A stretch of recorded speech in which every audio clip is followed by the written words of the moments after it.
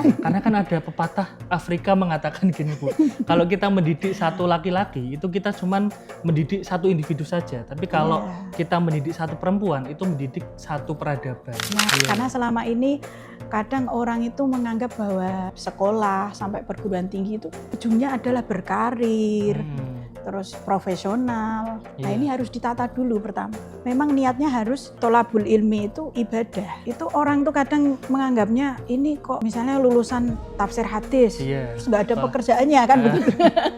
Mencari ilmu di perkuliahan itu kan membangun kemandirian berpikir. Oh, berarti pola pikirnya pola itu pikir, bagaimana cara mendapatkan ilmu, bagaimana ilmu itu diaplikasikan, bagaimana kita melihat sumber-sumber keilmuan. Psikologi santri yang lepas kendali setelah keluar dari pesantren, setelah lulus dari pesantren. Wah, aku udah lulus dari pesantren nih, aku bebas. Soalnya pesantren dulu ngekang aku gitu, kayak dia merasa di pesantren itu dia dikekang, paksaan beribadah. Tapi kan ujung-ujungnya jadi terbiasa. Cuman kalau beberapa santri yang menganggap itu ngekang kan nanti pas waktu dia lulus dari pesantren itu kan dia langsung merasa bebas. Wah, aku nggak usah jamaah lagi, aku nggak usah ini lagi.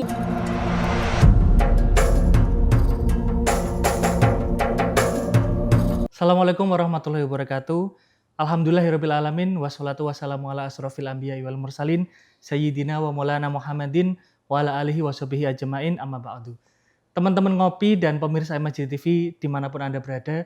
Kali ini kita kembali lagi di Ngopi Ngaji Online Perkara Islam. Dan sekarang kita di episode ke-283. Nah ini formasinya agak beda ya karena saya jadi host. Dan sekarang saya juga ditemani oleh teman ngopi saya, yaitu Amimah. Apa kabar Amimah? Alhamdulillah baik Mas Aldi. Alhamdulillah baik. Ya ini Amimah itu magang di MJ TV ya, tapi ini sekarang jadi host ngopi. Nah Mbak Amimah, sekarang ini kita kedatangan tamu siapa nih Mbak Amimah? Nah ini tentunya luar biasa sekali ya. Ibu Vina Mazidah Husna, bener ya Ibu ya? Iya, dan beliau itu baru lulus doktoral juga ya Bu ya? Iya, alhamdulillah. Setengah bulan yang lalu? Iya, alhamdulillah Mas. Itu bidang apa Bu doktoral? Bidang studi Islam, tapi konsentrasi bahasa dan sastra Arab. Nah ini juga beliau kan sangat inspiratif sekali nih Mbak Amimah. Iya. Terutama terkait dengan perempuan. Wow. Perempuan sekarang itu kan sampai doktor itu luar biasa. Saya aja masih S1 ini. Ya semoga aja nanti sampai doktor gitu lah ya. Nah ini kan jadi inspirasi sekali Bu untuk perempuan. Apalagi sekarang itu perempuan mungkin dalam karir itu terkadang sedikit termarginalkan. Kembangannya ngapain kok perempuan itu sekolah tinggi-tinggi? Toh nanti ujung-ujungnya ke dapur gitu kan, ujung-ujungnya ngurus anak gitu ya. Gitu Mbak Amimah. Kalau Mbak Amimah nanti setelah S1 apa? Pengennya sih kerja dulu ya Mas. Kerja dulu, tak kirain langsung nikah gitu. Kalau misalnya ada kesempatan buat S2 ya insya Allah S2 dulu gitu. Cuman belum terpikirkan sih saat ini.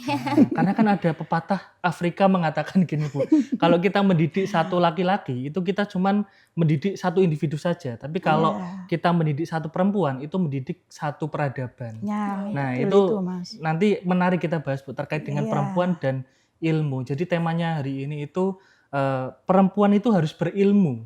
Ya kan nanti kita akan membahas tentang pesantren, kemudian pendidikan tinggi dan juga kemandirian berpikir generasi muda muslimah. Benar ya Bu? Iya. Nah Bu ini terkait dengan tema kita kali ini nih. Sebenarnya perempuan itu harus berilmu. Yang perlu dicari itu ilmu apa sih Bu? Kan ilmu itu banyak tuh. Ada ilmu agama, ada ilmu sosial, psikologi dan sebagainya. Sebenarnya konteks dalam hal ini berilmu itu apa Bu? Monggo Bu. Iya. Jadi perempuan harus berilmu itu kita sebelum melangkah jauh. Kita kan karena kita sebagai muslimah itu mencari dasarnya kan di Al-Qur'an dan hadis. Hadis sendiri kan ada yang namanya tolabul ilmi, mencari ilmu itu kan wajib untuk setiap muslim maupun muslimah. Artinya ketika ini menjadi kewajiban, berarti mencari ilmu itu adalah bagian dari ibadah. Maka ketika kita berangkat mencari ilmu, paham nggak paham itu sudah dinilai ibadah nih langkah kita. Nah ini yang perlu ditekankan. Karena selama ini kadang orang itu menganggap bahwa sekolah sampai perguruan tinggi itu ujungnya adalah berkarir, terus profesional. Nah Iya. ini harus ditata dulu pertama. Oh, kenapa Bu? Kok harus ditata itu kenapa? Iya, kira-kira? tatanya yang pertama adalah memang niatnya harus tolabul ilmi itu ibadah. Oh, berarti bukan kalau kita misal sarjana itu, Iya, oh aku pengen kerja di apa perusahaan A, B, C iya, gitu. iya. Sebenarnya kalau di perguruan tinggi sendiri ya, Nah, itu orang tuh kadang menganggapnya ini kok misalnya lulusan tafsir hadis, iya. terus nggak ada Sekolah. pekerjaannya kan begitu. Ini salah dulu tujuan Hmm. awal dari mencari Perkuliahan. Iya, ilmu mencari di ilmu. perkuliahan itu kan membangun ini masuk ke tema kita kemandirian berpikir. Oh, berarti pola pikirnya Pola itu ya. pikir, bagaimana cara mendapatkan ilmu, bagaimana ilmu itu diaplikasikan, bagaimana kita melihat sumber-sumber keilmuan, itu yang nantinya kita menjadi orang yang bijaksana. Oh, ilmu dan kebijaksanaan Ilmu itu dan ya tadi. kebijaksanaan. Karena memang kalau kita mau baca ada Sokrates itu yang namanya kebahagiaan itu ya kebijaksanaan. Jadi yang namanya kalau kita bahagia itu mendapatkan kebijaksanaan. Artinya kalau kemandirian berpikir itu mengarah ke kedewasaan berpikir, Mas. Saya yakin jenengan-jenengan bisa ini ya membedakan antara anak sekolah SD, SMA, bahkan kuliah. Iya, benar. Ya, sebodoh-bodohnya orang di bangku kuliah, itu kemandirian berpikirnya berbeda dengan anak SMA. Iya, gitu. iya. Oke. Bu, apakah perempuan saat ini tuh masih ada yang termarginalkan? Meski saat ini tuh sudah banyak perempuan yang berkarir di luaran sana gitu. Ya. Kalau termarginalkan itu sebenarnya kan begini. Kasus itu di dunia atau di Indonesia lah dalam ruang lingkup di Indonesia itu. Ya kasus-kasus tentang apapun itu kan banyak. Iya. Nah, termasuk kasus perempuan, ada kekerasan dalam rumah tangga, terus termarginalkan itu dalam artian seperti ini. Kebijakan itu kadang tidak berpihak pada kita. Contoh, ini teman-teman berorganisasi nih. Iya. Kenapa rapatnya jam 10 malam?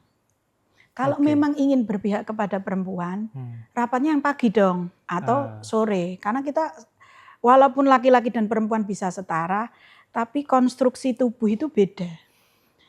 Laki-laki itu mungkin aman, tapi perempuan kalau jam 10 malam itu pasti tidak aman gitu loh. Nah, ini yang kemudian kenapa perempuan masih termarginalkan, karena sistem kita itu loh belum mendukung. Terus misalnya kerja, apakah di tempat kerja itu sudah ada ruang untuk menyusui? Ada hal-hal seperti itu. Jadi nggak bisa nih kita hanya berbicara tapi tidak ada sistem yang mendukung. Nah, bagaimana sistem bisa mendukung? Perempuan harus pinter. Kalau perempuan harus pinter ya harus berilmu. Bagaimana kita tidak bisa masuk ke sistem misalnya jadi DPR tapi kita nggak berilmu. Jadi salah satunya kalau ingin merubah sistem yaitu dengan cara perempuan harus mencari ilmu. Nah, sekarang gimana caranya mengubah pola pikir orang-orang di luaran sana yang masih menganggap wanita itu ngapain sekolah tinggi-tinggi? Kan biasanya kayak banyak gitu loh Bu orang yang berpikir kayak gitu. Jadi kita sebagai wanita itu kayak kadang kalau orang yang terpengaruhi pikirannya itu, oh iya ya ngapain aku sekolah mahal-mahal buang-buang duit kalau ujung-ujungnya bakalan di sini. Nah caranya apa ya, bukan brainwash ya, mengubah mindset pola pikirnya. Iya benar. Ya jadi kadang orang itu apalagi anak muda ya, pengennya itu mengubah dunia.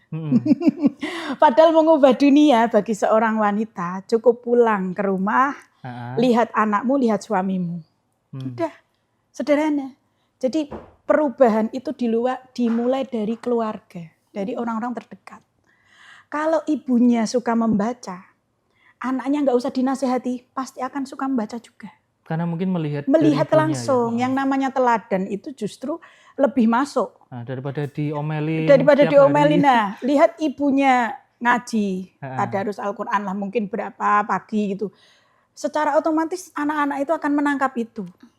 Daripada kita ngomelin, ayo ngaji kayak gitu. Nah, inilah yang saya maksudkan bahwa perubahan itu kita mulai dari orang-orang sekitar kita. buktikan kepada orang-orang di sekitar kita. Misalnya ngapain ini sekolah tinggi-tinggi ujung-ujungnya juga masak di rumah dan sebagainya. Masaknya orang yang kuliah S2 itu mesti beda dong. Oh gitu. Nah, maksudnya rumahnya orang yang kuliah S2 atau yang anak pesantren harusnya beda dong. Karena tahu an-nadhafatu minal iman, kebersihan dari iman. Di kuliah juga diajarkan kerapian, kemandirian berpikir. Itu artinya suasana rumah akan berbeda. Karena sekarang itu perempuan itu ya Bu, dianggapnya itu perannya itu cuma di belakang.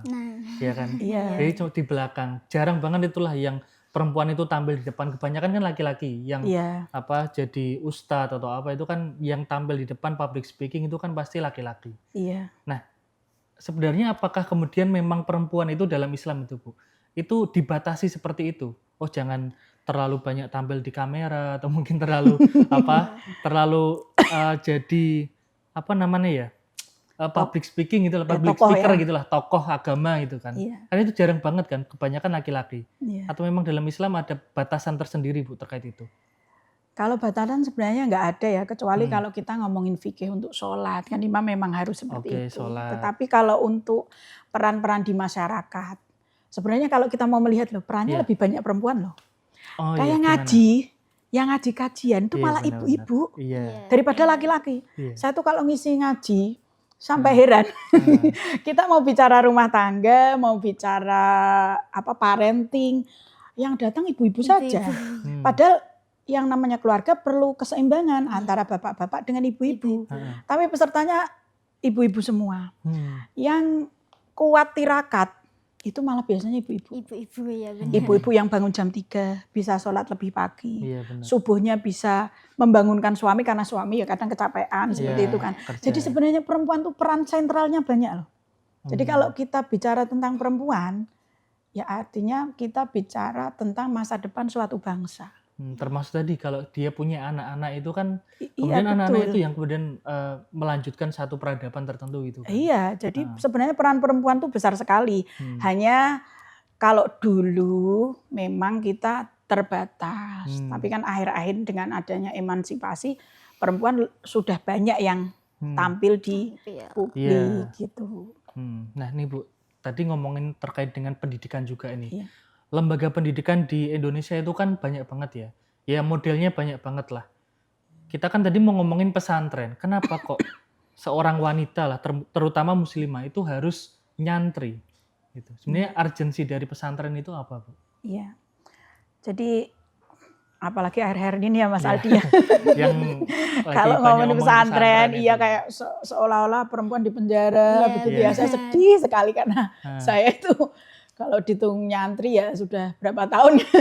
Sejak kecil atau? Ya enggak sih, sebenarnya sejak SMP sampai sudah berumah tangga.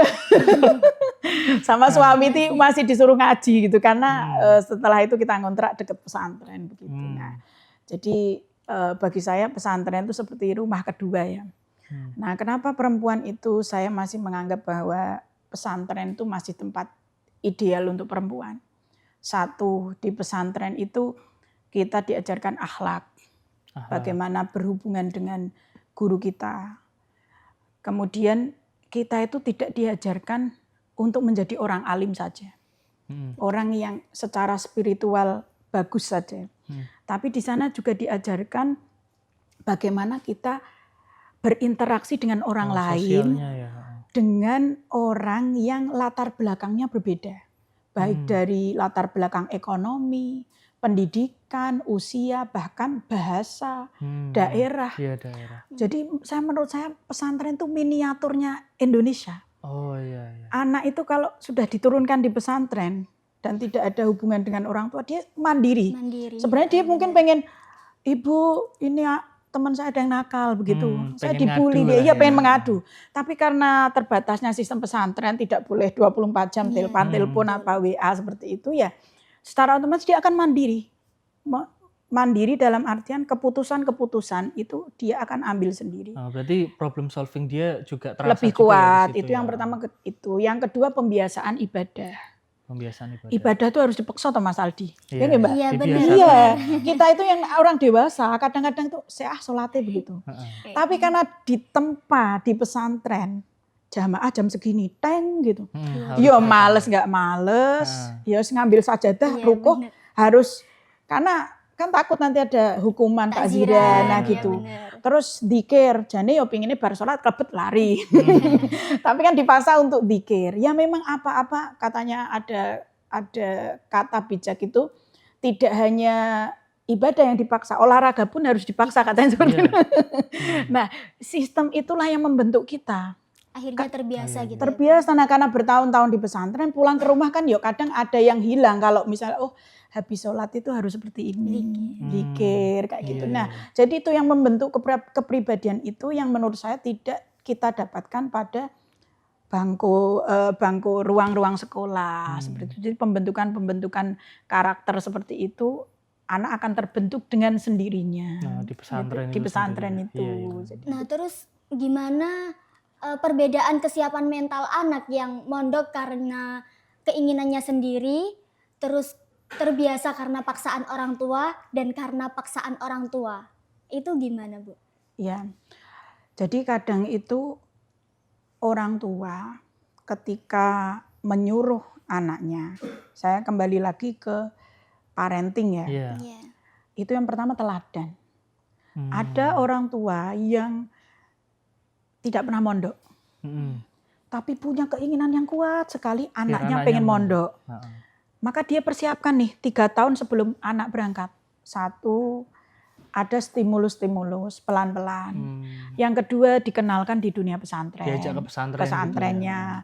Yang ketiga kalau orang NU itu yo ziarah, tawasul, mengirim Fatihah-Fatihah agar anak itu mentalnya siap.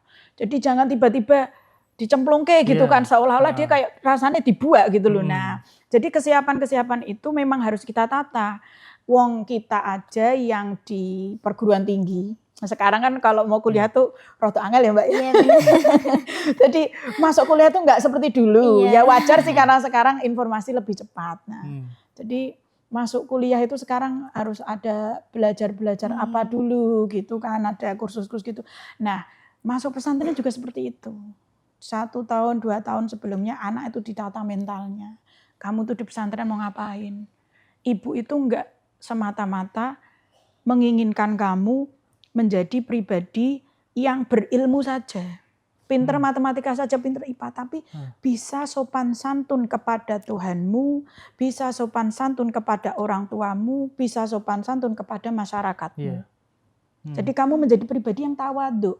Sepinter-pinternya kamu harus bisa menghormati orang lain.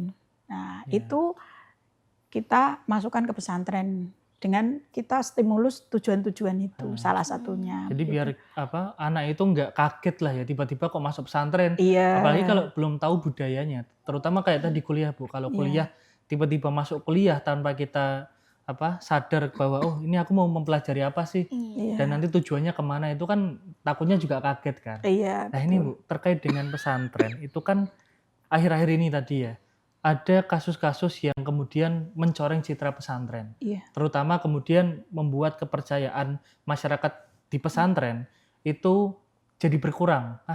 Nggak usah pesantren-pesantrenan lah, karena ada banyak kasus itu lah ya. Iya. Nah sebenarnya tuh gimana Bu biar kita tuh menyikapi kasus-kasus seperti itu biar nggak sampai membuat pesantren itu tidak dipercaya oleh masyarakat. Iya. Kalau dari internal pesantren sendiri sebenarnya kan itu juga menjadi catatan begitu. Jadi pesantren juga saya kira sudah mulai berbenah. Begitu. Nah, tapi kan kita kan bukan orang yang di dalam ya. Iya. Kita di luar, kita konsumen lah istilahnya seperti itu. Maka ya kita kalau mencari pesantren itu yang track recordnya sudah jelas. Ini cara memilih pesantren yang Iya, ideal. iya. Jadi bukan berarti yang namanya kasus itu kan tidak semua ya. Tidak semua pesantren seperti itu. Ya sama kayak ada kekerasan seksual di perguruan tinggi juga tidak semua itu kembali lagi ke individunya. Individu itu kan bukan lembaganya yang kemudian menjadi hitam seperti itu. Maka ya memang kita perlu berhati-hati dalam mencari tempat yang bagus untuk anak kita gitu. Apalagi kalau tadi ya saya garis bawahi bahwa kalau di NU itu ada sanad keilmuannya harus jelas. Ini tuh Pak Yai ini tuh hubungannya dengan siapa begitu. Kemudian kita juga melihat lingkungannya bagaimana. Kalau orang tua sekarang tuh malah 1 tahun belum masuk pesantren itu sudah searching, Mas. Orang tua sekarang loh. Apalagi pesantren itu sekarang semakin maju. Saya tuh menyekolahkan anak saya saja kelas 6 itu kelas 6 awal sudah ada tes-tes tertentu. Belum masuk pesantren itu 6 bulan sebelumnya sudah tes. Tes buat masuk pesantren Tes buat masuk pesantren. Jadi pesantren sekarang itu ya karena minatnya banyak semua harus dites. Ya begitu, Mas. Nah ini Bu, terkait dengan tadi kan kita ngomongin pesantren itu kan kebanyakan di situ kan ilmu agama lah ya. Yeah. Nah kemudian kalau kita masuk ke dunia perkuliahan itu kan nanti kita dihubungkan dengan ilmu-ilmu di luar agama, entah itu sains atau ilmu-ilmu umum itulah. Sebenarnya apakah kita itu perlu untuk mempelajari ilmu-ilmu umum tadi, Bu? Kayak sains, kayak tadi jenengan sempat nyebut juga Socrates. Iya. Itu kan kalau kita ngomongin loh, ini kan non-muslim gampangannya kayak gitu. Iya. Ya, kita mempelajari ilmu-ilmu dari non-muslim itu apakah boleh untuk kalangan pesantren gitu? Iya. Ya kalau sains itu memang harus diimbangi ya. Sebenarnya begini, kadang kita itu sekarang itu orang sekarang terkotak-kotakkan, Mas. Iya. Padahal kalau kita kembali ke sejarah, kita buka histori itu, iya benar. Ilmuwan Muslim itu sebenarnya malah justru orang-orang yang ahli sains, yang menemukan huruf nol itu malah Al-Jabar itu orang Islam. Iya. Kemudian yang kedokteran itu ada Ibnu Sina. Ya. Bahkan buku-bukunya itu sampai berjilid-jilid dibawa ke barat. Aslinya orang Islam sendiri itu secara sejarah itu juga senang dengan ilmu pengetahuan dan teknologi. Nah, karena kita itu kan hidup harus seimbang antara dunia dan akhirat. Maka ya dunia kalau bisa juga dapat, akhirat juga dapat. Jadi ilmu agama itu untuk benteng kita dalam menjalani kehidupan. Nah, kemudian ilmu pengetahuan dan teknologi itu untuk menjalani kita hidup di dunia. Jadi perlu nggak? Ya sangat perlu sekali. Kita kan nggak sedang mau hidup di akhirat, tapi hidup di dunia. Hidup di dunia. Ya begitu. Berarti kalau ilmu agamanya tadi sebagai benteng ya. Tapi kalau sains terus ilmu teknologi dan sebagainya itu mungkin untuk biar kita tuh nyerang itu tadi, nyerang dunia itulah. Apalagi menaklukkan dunia juga kan. Kalau kita ngomongin peradaban itu kan nggak cuma ilmu agama aja. Bahkan kayak tadi ulama-ulama terdahulu itu kan juga menerjemahkan karya-karya dari tadi filsuf-filsuf yang kayak jenengan sebutkan Socrates dan sebagainya gitu ya. Iya. Nah terus Bu, gimana psikologi santri yang lepas kendali setelah keluar dari pesantren, setelah lulus dari pesantren, kayak wah aku udah lulus dari pesantren ya aku bebas, soalnya pesantren dulu ngekang aku gitu. Kayak dia merasa di pesantren itu dia dikekang, dituntut untuk gini, kayak tadi kayak paksaan beribadah. Tapi kan ujung-ujungnya jadi terbiasa. Cuman kalau beberapa santri yang menganggap itu ngekang kan nanti pas waktu dia lulus dari pesantren itu kan dia langsung merasa bebas, wah aku nggak usah jemaah lagi, aku nggak usah ini lagi. Nah itu gimana Bu? Iya, jadi saya juga ini ya mau sedih tapi juga mau tertawa begini.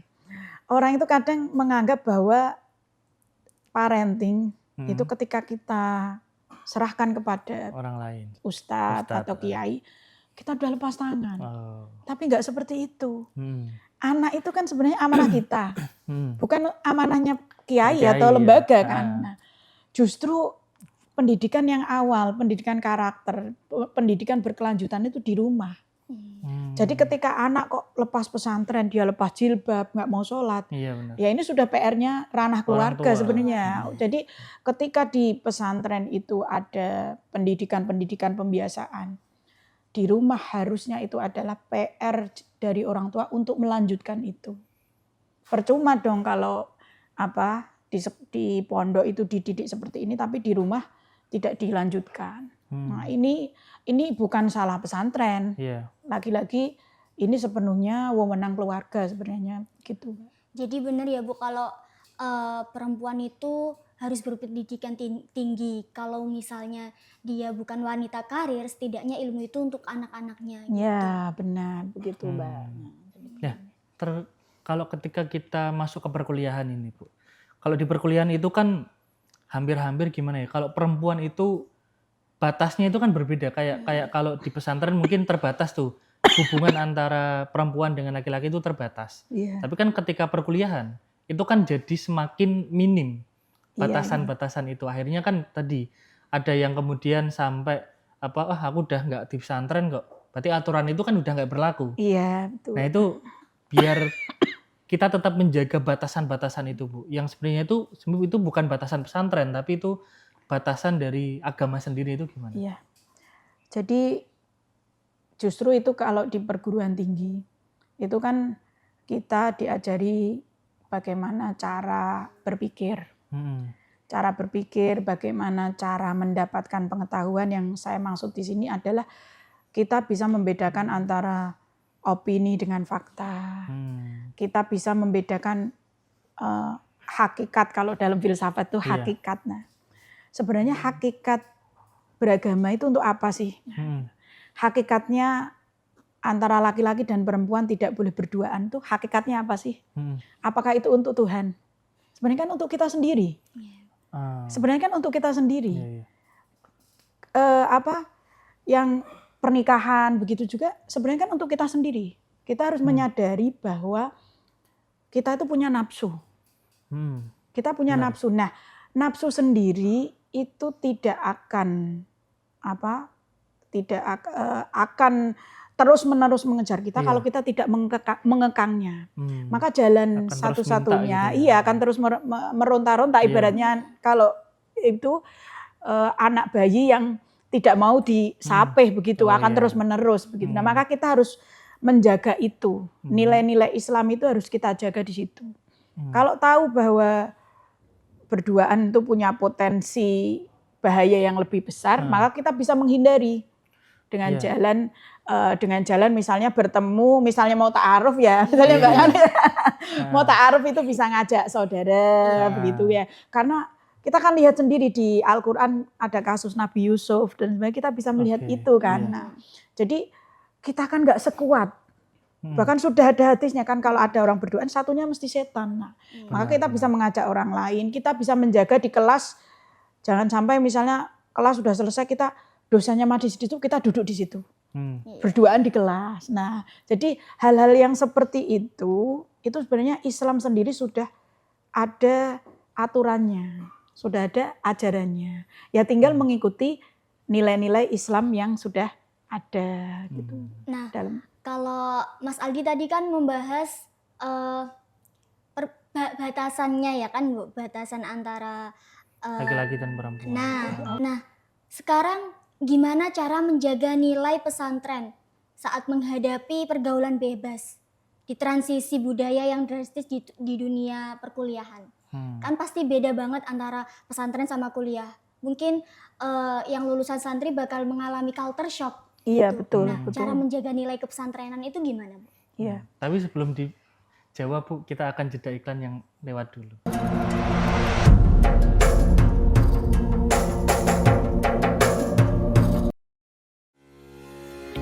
Menara Al-Husna di belakang saya ini terdapat mesin waktu yang dapat membawa kita ke masa lalu.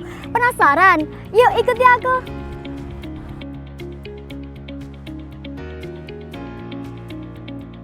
Gak banyak yang tahu loh kalau di dalam menara setinggi 99 meter ini terdapat museum yang menyimpan berbagai koleksi sejarah, manuskrip penting, serta informasi tentang perkembangan Islam di Jawa Tengah. Semua tersaji sebagai jejak masa lalu yang penuh pelajaran untuk masa depan.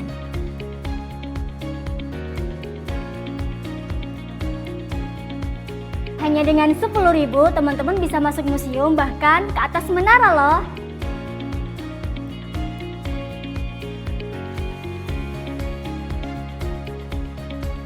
Nah, sekarang kita di lantai 2. Kalian dapat melihat berbagai koleksi museum, termasuk miniatur Menara Kudus yang menjadi simbol akulturasi Islam dan budaya Jawa. Salah satu koleksi paling ikonik adalah artefak kapal dagang yang diduga pernah digunakan sebagai sarana perdagangan sekaligus penyebaran Islam di Nusantara. Koleksi lainnya ada gamelan, alat musik yang digunakan sebagai media berdakwah Sunan Kalijaga dan Sunan Bonang, serta berbagai peninggalan yang menjadi bukti penyebaran Islam di Jawa Tengah. Ada wayang, prasasti, dan berbagai koleksi bersejarah di museum ini menghadirkan kisah perjuangan penyebaran Islam di Jawa Tengah sekaligus menumbuhkan semangat keberagaman. Nah, sekarang ini kita di lantai 3. Pertama kali masuk, kita langsung disuguhi artefak terbang Jawa. Ada juga banyak koleksi pedang, keris, manuskrip kuno, foto-foto ulama, dan juga sejarah pembangunan Masjid Agung Jawa Tengah.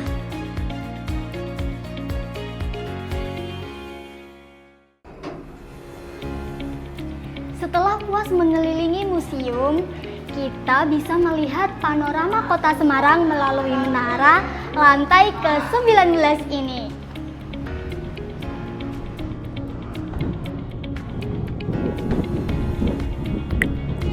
Dan kalau malam hari, kalian bisa dapat pemandangan city light yang gak kalah cantik. Yuk ke Masjid Agung Jawa Tengah. Jangan lupa sempatkan juga untuk menjelajahi museum yang ada di Menara Al-Husna. Karena di balik setiap koleksi yang tersimpan ada cerita tentang perjalanan peradaban Islam yang bisa kita pelajari untuk menata masa depan.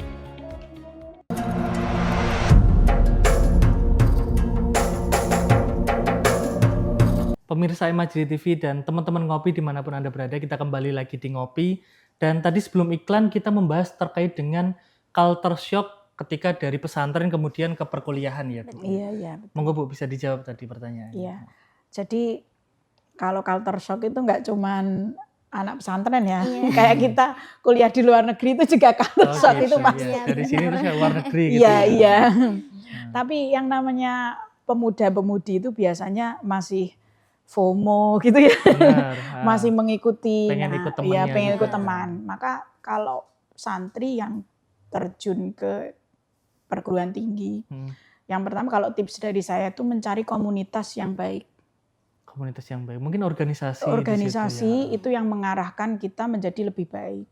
Karena sebenarnya di perguruan tinggi kan banyak organisasi-organisasi Benar. yang memang menggali bakat minat kita ya. Nah, kita kan bisa mengukur diri kita sendiri nih.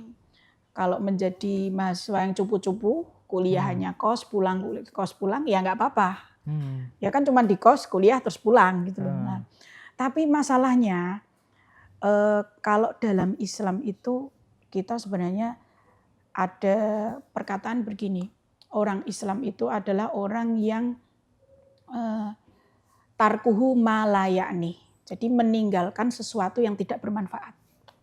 Ini yang harus dipegang.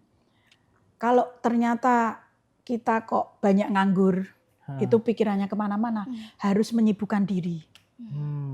Yeah, karena kalau nggak menyibukkan diri, mesti ditanya temennya kan, Mbak lagi ngapain di kos? Nonton yuk gitu kan. Oh iya, aku lagi ini nih podcast MAJT gitu kan. Sore kan tadinya mau nge-mall nggak jadi nih. Misal seperti itu. Jadi komunitas-komunitas itu membentuk pribadi kita secara tidak langsung. Karena kita masa transisi nih dari pesantren ke perguruan tinggi. Sudah tidak ada sistem-sistem yang mengikat. Nah, maka kita bikin ikatan sendiri nih. Nah, ikatan sendiri kita bikin komunitas-komunitas yang membuat kita lebih produktif. Agar kita, jadi istilahnya tuh kalau orang banyak ngalamun, meneng gitu, akhirnya ya scroll seharian, begitu. Tapi kalau produktif misalnya seperti ini kan mengurangi ya scroll itu. Jadi memang kita itu Islam sendiri sudah membatasi. Kalau nggak bermanfaat, nggak usah kumpul, nggak usah ketemu gitu loh. Tapi kan kalau remaja sekarang itu ya Bu, terutama ketika masuk perkuliahan, kalau ini ngomongin misal fashion tersendiri lah, di pesantren itu kan sama ketika perkuliahan itu kan beda. Maksudnya fashionnya itu loh. Mungkin sebelumnya itu sarungan, baju koko, pecinan gitu kan. Ketika perkuliahan itu tersendiri kadang, walaupun dulu saya juga sekolah pendidikan agama Islam, tapi yang di situ itu kebanyakan ya pengennya pakai baju-baju yang bebas. Iya, Ya betul. kan? Makanya awal-awal loh, ternyata di sini nggak pakai peci ya. Misal kayak gitu. Itu kan kemudian apakah kita perlu meniru itu, Bu? Apalagi ya menyesuaikan dengan lingkungan kita gitu. Iya. Ya kan kalau laki-laki itu yang penting kan batasan-batasan aurat itu Aurat yang penting tertutupi. tertutupi. Misal dia mau pakai celana 3/4, tapi Nah. kalau bawahnya kaos kaki panjang ya nggak Oh masalah. gitu. Nggak masalah, nggak harus Tapi- pakai pices juga Tapi begitu. ya wagu kayak gitu. Ya wagu. Kalau kuliah ya wagu, misalnya olahraga. Iya, Kadang benar. saya tuh lihat malah orang itu nggak menyadari ya Mas. Laki-laki itu nggak menyadari kalau auratnya kelihatan, dia pakai celana pendek. Oh, Ya iya. santri juga kadang seperti itu. Ya nggak apa-apa karena ini kostum olahraga, tapi kan bisa kita imbangi dengan kaos kaki yang panjang. Kalau mau keren-kerenan ya Mas Iya, ya. Tapi iya. kan wagu misalnya mau sepak bola pakai celana panjang. Nah, itu terkadang begitu. dia tuh merasa bahwa malu sama temennya gitu kan. Wah, Nah. masa aku kok kayak gini, kayak kolot banget sih ya, misal Iya. dalam beragama itu misalnya gitu. Lah itu gimana, Bu? Ya itu tadi stylenya walaupun celana pendek tapi pakai Ya kaos kaki gitu. Ya panjang. disiasati Ya berarti disiasati. ya. Perempuan juga seperti itu. Saya kira jilbab itu kan sekarang bentuknya beragam Iya. ya Mbak. Iya. Yang penting Berani itu kan macam. sebenarnya kalau baju itu longgar. Tidak memperlihatkan lekuk tubuh. Lah lekuk tubuh antara orang kurus dengan orang gemuk itu beda. Benar. Kadang gini, kadang orang tuh nggak melihat itunya gitu loh. Kadang orang gemuk kelihatannya sudah pakai islami ya, pakai gamis. Tapi dia kan meletet. Ngepas. Kan kayak gitu. Nah itu yang batasan-batasannya Iya. itu adalah lekuk tubuhnya itu tidak terlihat. Tapi orang nggak menyadari ketoknya pakai gamis, tapi meletet. Nah gitu loh. Nah kalau misalnya pakai kerudung, mau disampingkan ke belakang pun, tapi kan kita pakai sekarang kan ada kardigan, Iya. ada banyaklah siasat-siasat seperti itu yang membuat bentuk tubuh wanita itu nggak terlihat. Begitu. Tertutupi. Nah, Bu, ini kan biaya kuliah itu kan mahal, tapi ekspektasi gaji itu hanya UMR. Nah, sebenarnya apa yang menjadi tolok ukur value pendidikannya wanita itu kayak gimana? Iya, ya itu tadi saya menekankan bahwa tujuan pendidikan itu kemandirian berpikir. Jadi orang itu biasanya menganggap bahwa tujuan pendidikan itu apa sih outputnya? Jadi dokter kah? Jadi dosen kah? Jadi guru kah? Kan seperti itu. Padahal aslinya itu kemandirian berpikir kita. Maka ketika orang setelah kuliah, apapun profesinya, harusnya tidak menjadi masalah. Kan sekarang itu banyak kan S1, misalnya komunikasi penyiaran Islam. Malah dia jadi cleaning service. Ya nggak masalah sebenarnya. Kan ini tidak terkait sebenarnya. Keilmuan dengan pekerjaan sebenarnya tidak terkait. Kadang gengsi yang... Iya, kecuali dia profesionalitas ya. Misalnya kayak farmasi, kerja di obat-obatan. Ya kalau memang ada wadahnya, ya nggak apa-apa. Kalau tidak ada wadahnya nggak ada masalah. Toh kita juga kalau misalnya tahu obat-obatan, kita bisa memilah kok mana obat-obatan yang bagus dikonsumsi, mana juga ada yang ini herbal, itu tetap bermanfaat. Kita bisa memberikan edukasi kesehatan, terus kemudian obat-obatan. Jadi jangan menyerah karena kita tidak punya wadah keilmuan kita. Keilmuan kita masih tetap diasah di tempat yang lain. Nah Bu, ini kan jenengan juga termasuk inspiratif sekali ya, terkait dengan tadi sekolah sampai doktor, S3 lah ya. Nah untuk wanita sekarang nih Bu, terutama ya mungkin masih baru S1 gitu kan. Kok jenengan bisa sampai S3 Bu?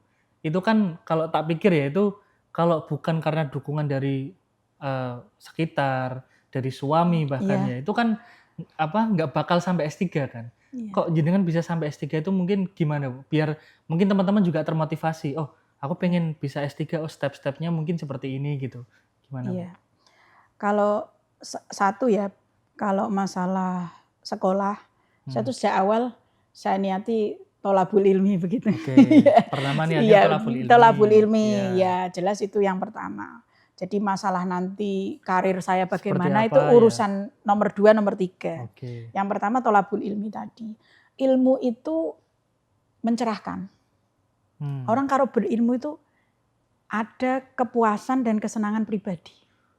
Contoh, orang kalau berilmu, ketika orang naik pesawat, pastinya ketika pesawat itu melewati awan, awan Columbus atau awan apalah, yang itu bagi pilot itu nggak bahaya, ya pilot santai saja, karena pilot kan orang berilmu.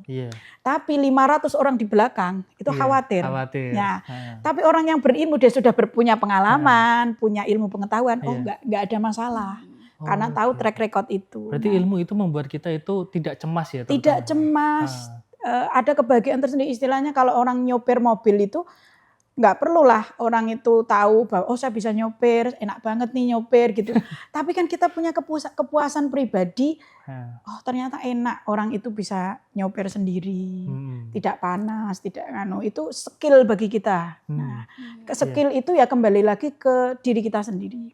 Itu yang pertama. Yang kedua terkait dengan sampai ke perguruan tinggi, saya aja kalau disuruh memilih, saya pengen sekolah lagi setelah ini. Padahal kemarin baru lulus. Iya, saya pengen sekolah lagi. Saya tuh menikmati sekali karena di sekolah itu kita tidak hanya mendapatkan ilmu secara dohir. Jadi ilmu batin, ilmu berinteraksi dengan orang itu kita dapatkan. Kita lihat, bagaimana profesor saya menghadapi saya. Saya yang seperti ini misalnya gitu. Bagaimana kesabaran, ketelitian, bagaimana profesor saya dalam menghadapi atau dalam membimbing, itu juga bagian dari ilmu. Bagaimana profesor yang ilmunya sudah banyak tapi sangat merakyat, pakaiannya juga biasa, itu juga bagian dari ilmu. Nah, itu yang interaksi-interaksi itu tidak kita dapatkan di luar bangku kuliah. Jadi disitulah ketika kita nanti menjadi orang yang berilmu, kita punya kesempatan nih berinteraksi dengan orang berilmu juga. Nggak mungkin kalau kita nggak kuliah, kita nggak bisa nih ketemu dengan profesor-profesor dengan berbagai bidang keilmuan yang mereka kuasai. Tapi ini juga berkaitan dengan karir jenengan mboten sebagai dosen Sekolah Tinggi Islam Kendal ya. Iya. Itu apakah juga berkaitan dengan aku S3 buat biar karirnya itu bagus lah, semakin bagus sebagai dosen gitu Bu? Iya, kalau sebenarnya secara formal begitu ya, secara formal. Dalam artian kan apalagi sekarang itu banyak sebenarnya yang bukan dosen tapi pengen mendapatkan gelar begitu. Bukan dosen tapi pengen mendapatkan gelar. Jadi ada Doktor honoris causa. Gitu, ada juga ya banyak lah itu enggak ini ya. Ya sebagian suara netizen tuh banyak di-treat di mana-mana. Ya, idealnya ketika kita itu sudah S3, idealnya ya, keilmuan kita itu semakin menyempit. Kita menjadi excellent atau menjadi spesial di bidang tertentu. Jadi harusnya lebih merunduk loh. Harusnya lebih merunduk. Ini semakin sedikit. Iya, semakin sedikit. Maka kadang orang itu melihat judul disertasi itu kok kayak skripsi ya. Kadang seperti itu. Jadi memang menyempit. Kita semakin sempit, kita menjadi expert di satu bidang harus ditekuni secara detail. Dan penelitiannya juga lebih mendalam. Kalau kemarin tuh di S1 misalnya hanya lihat botolnya, S2 hanya lihat ini jenis kulitnya, di S3 itu sudah enggak botol, enggak kulit, tapi sudah di dalam airnya. Kandungan airnya. Kandungan airnya dan semuanya dari kulit sampai ke dalam itu dilihat secara utuh. S3 kan seperti itu. Walaupun hanya botol saja yang diteliti, enggak sampai mejanya, enggak sampai tisunya, tetapi satu tapi detail. Nah, inilah yang kemudian di S3 itu kita menjadi sesuatu di bidang itu begitu. Kita sebagai perempuan itu pasti pernah merasa ada pembatasan dalam ruang gerak gitu Bu. Nah, gimana caranya bernegosiasi ke orang tua atau suami kalau sudah berkeluarga? Kalau kita tuh sebenarnya pengen aktif di luaran, pengen ikut berkontribusi gitu ke masyarakat. Begini ya, kita itu kan harus menyadari bahwa kita itu hidup di masyarakat patriarki. Iya kan, Mbak? Kita nggak bisa nih, aku mau pindah ke Belanda aja. Atau aku ingin merubah masyarakat, para lelaki. Kan nggak seperti itu juga. Tetapi di masyarakat yang patriarkis, ini saya tulis di status Facebook saya. Jadi menjadi perempuan tuh harus sangat berhati-hati dalam memilih pasangan. Oke. Karena ke depan kita, cita-cita kita, arah kehidupan kita itu tergantung pada pasangan. Ini masyarakat patriarki seperti itu. Maka kemudian kita harus benar-benar selektif dalam memilih pasangan. Pasangan yang ideal adalah pasangan yang bisa mengerti kita dan kita mengerti pasangan kita. Bukan mengekang tapi menjadi diri sendiri. Entah dia mau menjadi ibu rumah tangga, entah dia mau menjadi dokter, entah dia mau menjadi guru. Itu pilihan hidup kita. Itu semua mulia. Kalau toh kita memutuskan menjadi perempuan di rumah saja ya nggak ada masalah. Kan itu keputusan kita. Iya. Sejak awal udah Mas, aku ora pengen apa-apa, aku ketok otakku wis semene. Aku juga ora pengen golek duit, aku tak ning omah wae sing. Ya itu nggak masalah. Tapi kalau misalnya aku kok masih kalau di rumah itu saya kurang produktif, misalnya begitu. Kalau tipikal psikologis orang kan ada yang introvert, ada ekstrovert. Yeah. Orang ekstrovert itu biasanya kan energi akan menjadi besar itu ketika bertemu dengan orang lain. Nah, ada juga yang introvert kan. Aku aja kalau bisa misalnya kerja dari rumah, di depan laptop menghasilkan uang, kan ada seperti itu. Jadi sekarang tuh pilihan-pilihannya sebenarnya lebih fleksibel. Nggak harus berkarir itu keluar rumah gitu. Nah, itu dibicarakan dengan pasangan. Nah, Islam sendiri kan ada itu ya, ada segmen ta'aruf sebelum nikah. Itu harus tahu nih arah pasangan tuh kemana. Bahkan harus dibicarakan nih kita itu tidak hanya persamaan karakter ya. Kalau saya kira kadang orang itu pacaran pengennya madak ke karakter. Sama semua gitu. Pengen ngerti semua. Seleranya sama. Padahal gitu. Pacaran 10 tahun itu patah dengan kita itu menikah 3 hari. Ini Mas Aldi udah nikah belum? Sudah. Oh sudah. Sudah tahu ya maksudnya ya. Iya, jadi sebelum menikah itu semuanya masih tertutupi. Jadi percuma lah kalau kita mau bertahun-tahun ini. Tapi yang sebenarnya yang paling esensi adalah menyamakan karakter itu. Nah, kalau kita berpendidikan, perempuan punya value tadi, nggak mungkin kalau anak S1 kemudian mencari orang-orang yang cara berpikirnya rendah. Pastinya ini kan kalau sekarang itu setara itu apa ya? Apa sih? Sefrekuensi. Nah, sefrekuensi. Itu kan mesti kan kita sefrekuensi gitu loh. Jadi sebenarnya kalau kita berpendidikan, mencari ilmu itu secara otomatis menaikkan value kita, ya kan, menaikkan cara berpikir kita terhadap kehidupan. Nah laki-laki tak kira juga begitu kan, Mas? Nyarinya ini Bu, kemandirian berpikir itu kan ya. Terkadang itu ada yang ngomong bahwa kalau kita nggak nurut sama suami, itu kan membangkang ya, itu kan ya. Kalau kemandirian berpikir versus tadi taat sama suami itu gimana? Kan kita pengen punya pilihan sendiri, tapi di satu sisi kita harus nurut. Apakah itu kemudian disebut kemandirian dalam berpikir kalau kita misal nggak nurut sama suami gitulah, ya nggak taat gitu? Iya. Jadi kan dalam rumah tangga sendiri kan sebenarnya harusnya kan Islam itu ada musyawarah ya. Itu sudah ada tertulis dalam Al-Quran itu musyawarah. Jadi segala hal itu kita bicarakan bukan bersama. Otoriter, ya. Iya. Kemudian kenapa kok kita itu yang namanya rumah tangga itu ibadah terpanjang? Orang itu kadang takut menikah ya, padahal menikah itu ibadah terpanjang. Jenenge ibadah terpanjang ya, hal sedikit saja itu menjadi nilai ibadah.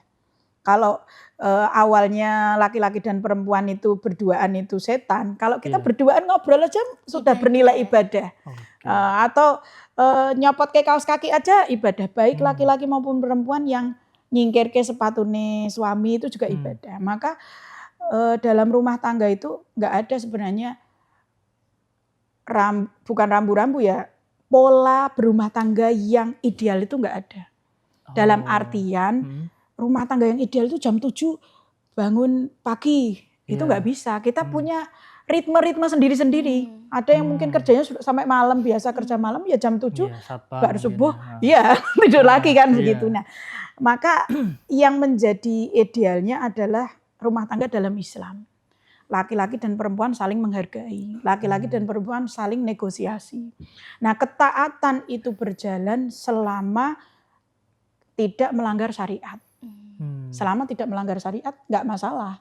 Tetapi ketika kita melanggar syariat, ya itulah kita kembalikan kepada suami. Nah, berarti harus saling menghargai pikiran masing-masing ya. Pikiran Kan terkadang masing-masing, iya. Ini Bu yang tak alami itu ya. Iya. Itu kan terkadang ada perbedaan cara berpikir antara suami dan istri ya. Misal suami pengennya A, istri pengennya B. Iya. Ya, itu kan terkadang untuk mencari jalan tengahnya itu kan harus dimusyawarahkan tadi kan. Iya. Nah itu biar kita itu ketika menghadapi perbedaan pikiran itu tadi Bu, biar nggak jadi konflik itu gimana Bu? Nah, ego itu tadi ya. Oh, ego. Iya. Ego. Nah, kadang kalau kita berumah tangga itu lupa bahwa kita sedang ibadah ya. Jadi ada kesabaran, Ya, ada ngalah di sana. Ngalah itu kan nggak mesti kalah kan. Iya kan? Okay. Ya, laki-laki kudunya kan ngomong sama perempuan. Kalau mau perempuannya juga taat kan begitu. Yeah. Nah, nggak bisa nih taat kayak militeristik. Kamu harus taat gitu kan nggak bisa. Hubungan interaksi itu nggak seperti itu. Ketaatan itu terjalin karena hub, karena cinta. Orang kalau cinta itu nggak usah ngomongin taat deh.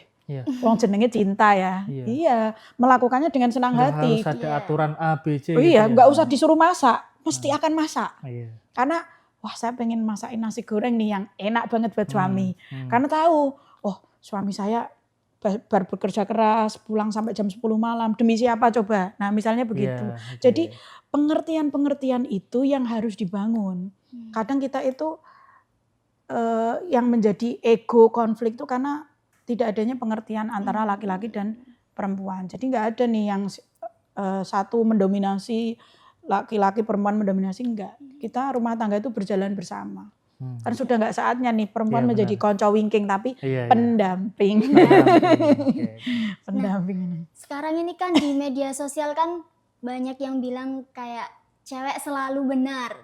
Nah, seberapa bahaya tren tersebut kalau misalnya banyak orang-orang yang menormalisasikan tren tersebut bahwa perempuan itu tidak pernah salah gitu. Tadi yang kayak tadi kan mungkin suami harus ngalah gitu kan. Iya. Terutama dalam pikirannya tadi. Iya. Sekarang itu begitu Mas. Sekarang itu kan media mulai bergeser. Kalau dulu kan yang namanya berita itu ya wartawan yang nulis kan. Sekarang kan enggak.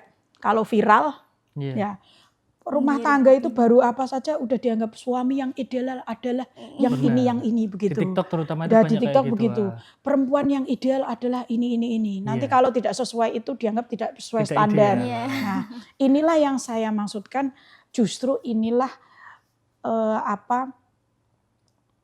manfaat dari kita belajar ilmu pengetahuan di perguruan tinggi.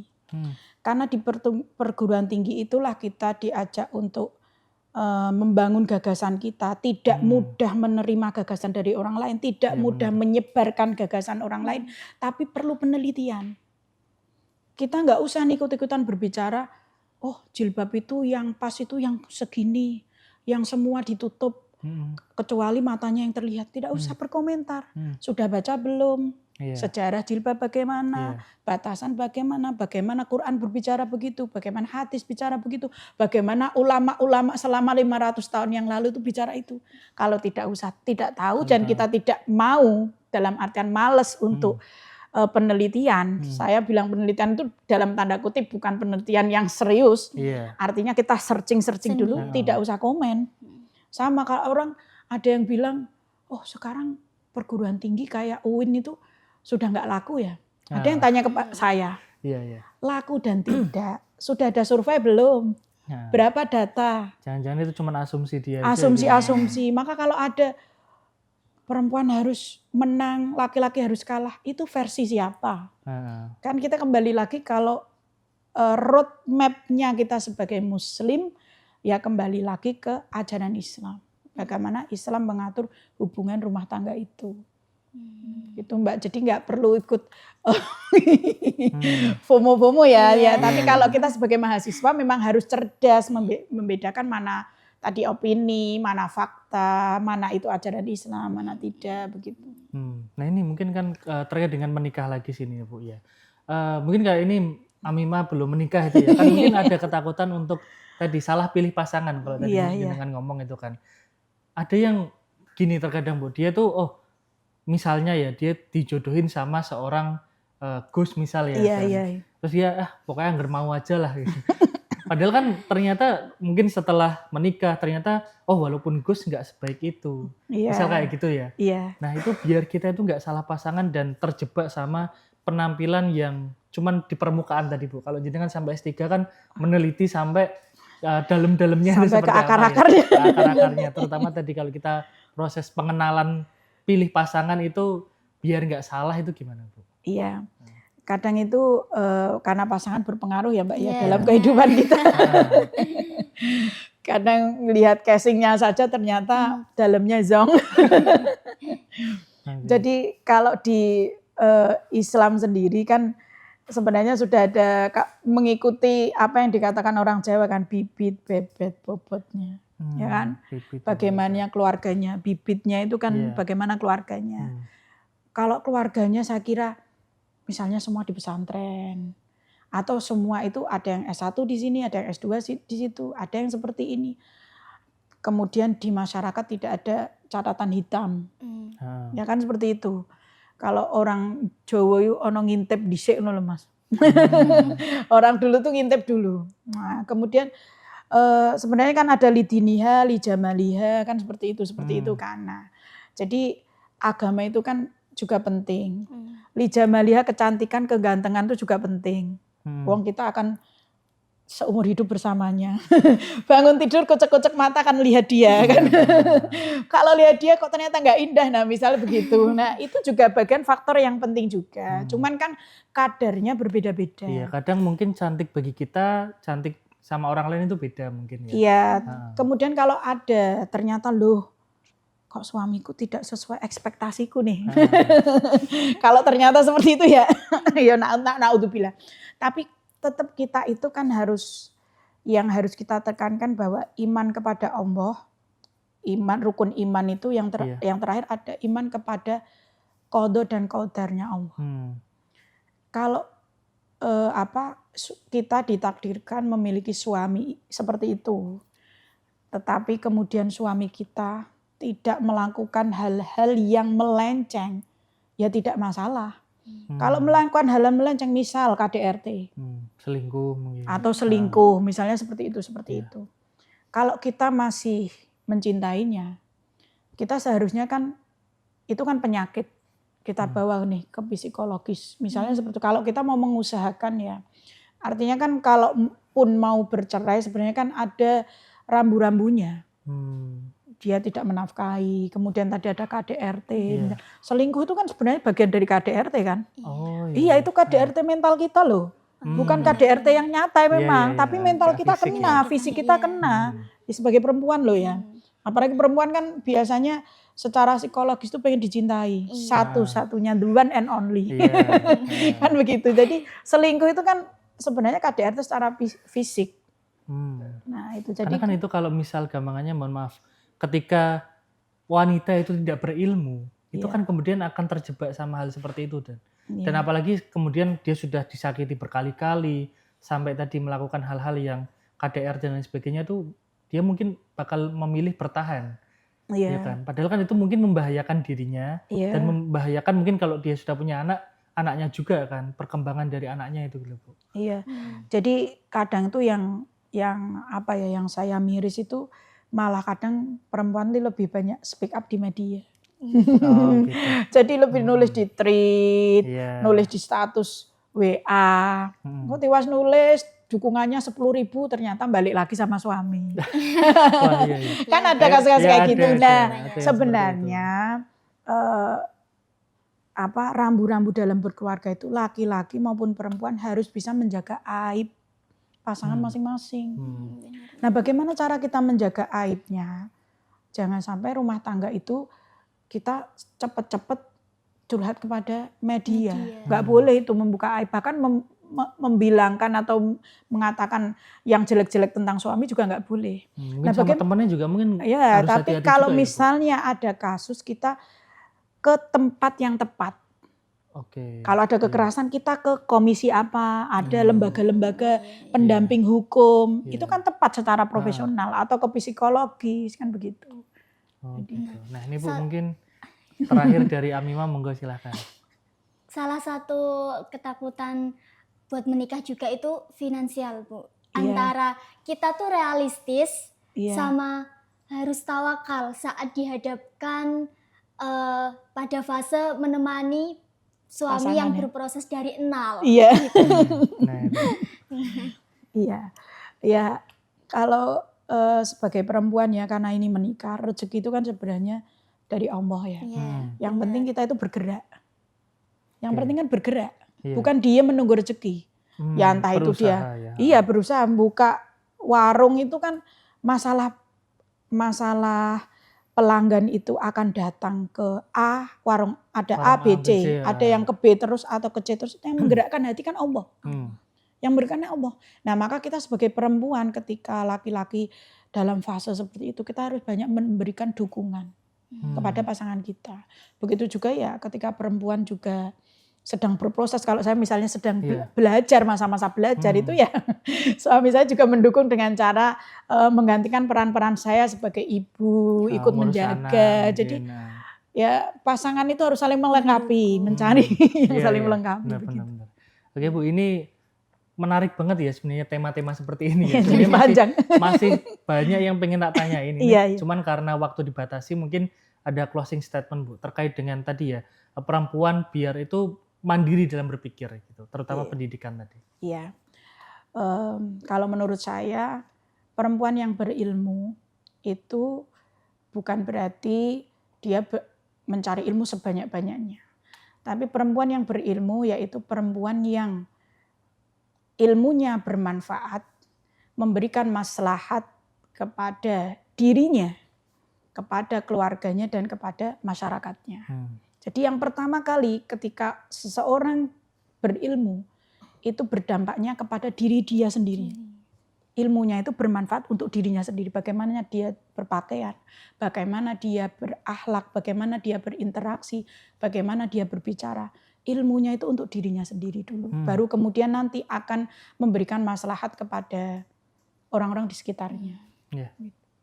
Oke, terima kasih Bu Vina. Semoga ilmunya bermanfaat ya, terutama buat ini perempuan dan juga laki-laki juga ini bermanfaat juga ini untuk mengetahui lebih dalam tentang perempuan gitu ya. Bahwa perempuan itu harus mandiri dalam berpikir dan pendidikan tinggi itu nanti manfaatnya juga kembali ke keluarganya juga. Oke, terima kasih Mbak Amimah sudah menemani sama-sama, ngopi. Mas Aldi. Oke, pemirsa MAJ TV, pendengar Radio Dais dan teman-teman ngopi dimanapun Anda berada, terima kasih sudah menyaksikan ngopi. Semoga ilmu yang kita dapatkan di ngopi ini bisa bermanfaat untuk kita dan keluarga kita. Sekian, terima kasih. Wassalamualaikum warahmatullahi wabarakatuh.